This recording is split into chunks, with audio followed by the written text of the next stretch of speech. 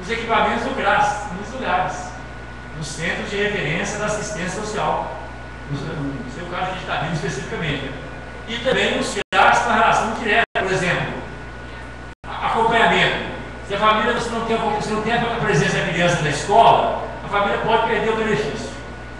Agora é uma situação dramática. E, geralmente quem não tem a criança na escola são as famílias mais empobrecidas, famílias em processo de desconstrução, problema de alcoolismo, de abandono, quebra de valores familiares, de autoestima, questão de drogas, de violência, né? Miséria extrema, que faz com que as pessoas percam, né, a autorreferência, a autoestima. Então, para você cortar o benefício de uma família dessa, corta o coração. Então, o que nós estamos fazendo? Estamos fazendo, espero que esteja continuando, né? Colocar cada vez mais os CRAS para acompanhar essas famílias, para informar o que está acontecendo, por que as crianças não estão indo na aula. Então, houve todo o esforço nesse sentido. Então, se bem entendi a sua pergunta, a percentagem tende a ser quase 100% de vinculação, pelo menos formal com a assistência social. Quem sabe que uma coisa que se decide em Brasília, uma coisa é o que está nos textos normativos, outra coisa é o que acontece na ponta, na realidade, né? Bom, o vereador Tião da Antena colocou aqui a questão da habitação. Eu vou compartilhar com vocês aqui, pelo menos um público interessado, pessoas conscientes, pessoas comprometidas, né? Ninguém sai de casa 1 hora da tarde, dessas 3 horas, para não estiver imbuído de sentimentos bons, né? De discutir temas de interesse coletivo. Eu vou colocar com muita franqueza. Eu considero que o programa Minha Casa Minha Vida está em risco.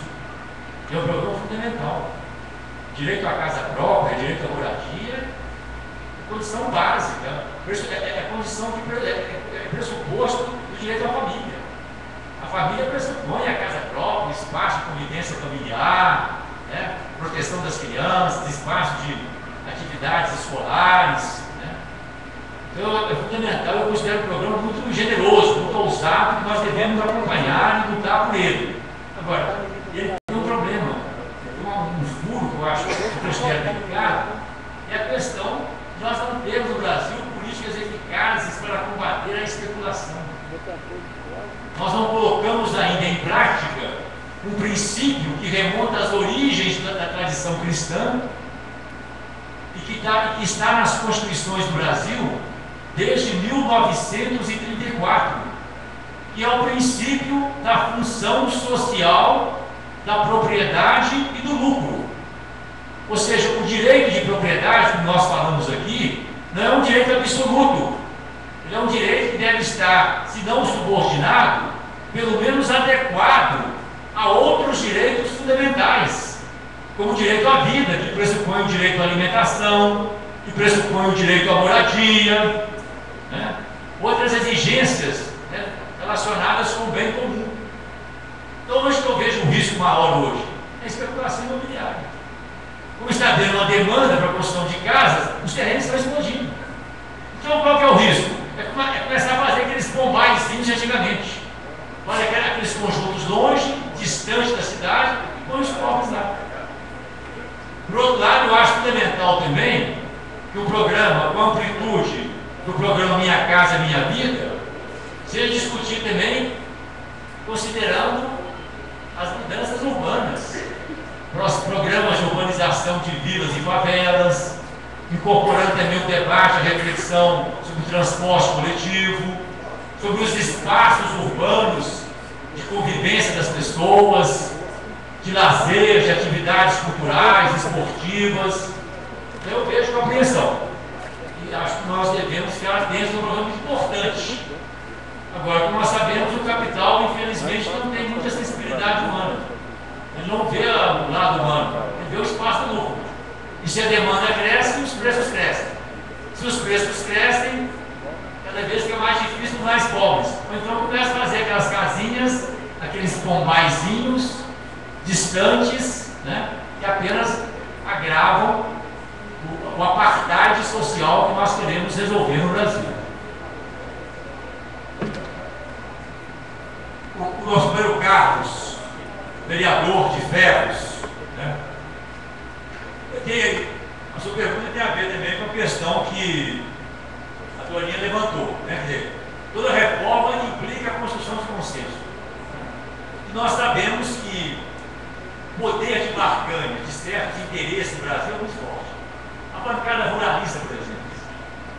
Eu não sou contra o agronegócio, não é importante o Brasil hoje. O Brasil é grande, tem espaço para todo mundo. Tem espaço para o agronegócio, para a agricultura familiar, para experiências de cooperativismo, de economia solidária, tem espaço para os médios fazendeiros, que eu gosto tanto, que é o caso do meu pai, mas a bancada ruralista no Congresso interditou o debate sobre a função social da propriedade.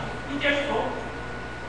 Né? No governo Lula, o presidente chegou a autorizar para a gente levantar o debate sobre a mudança dos indicadores, né? Chama dos índices de produtividade. Não há debate. Eles interditam, não pode.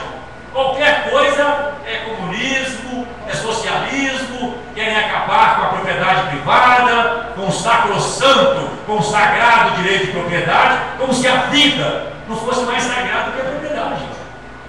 Então, eles vão por agora, com relação à questão específica, que você coloca, a questão do imposto. Eu, por exemplo, fui contra, eu defendo o CPMF. Considerei o risco, o retrocesso de acabar com aquilo. Dinheiro importante para os pobres, não está penalizando ninguém. Eu tinha uma briga até com meu filho é contra o CPMF. Briga fraterna, discutindo em casa. Para mostrar como é que a democracia é difícil ali. Em casa, às vezes, eu vou discutir. O dia em casa vai começar, eram 6 pessoas. Eu, a minha mulher, os 2 filhos e as 2 noras. Sobre a questão das cotas. A questão das cotas, dividiu no mês certinho. Eram 3 a favor e 3 contra. Então, assim, e os que eram contra os meus filhos, não era por leitura, é concepção. Tem que debater mesmo, tem que conversar e tem que. Então, essa questão que eu vejo assim também. O que eu acho fundamental, para mim, fundamental, não tem uma posição clara, vereador, sintetizando então. Se tem que voltar com o CPMF, se deve ter um imposto voltado para o social, a gente pode debater isso. O que eu acho fundamental é que tem impostos. Que a sociedade saiba que obras de infraestrutura, segurança pública,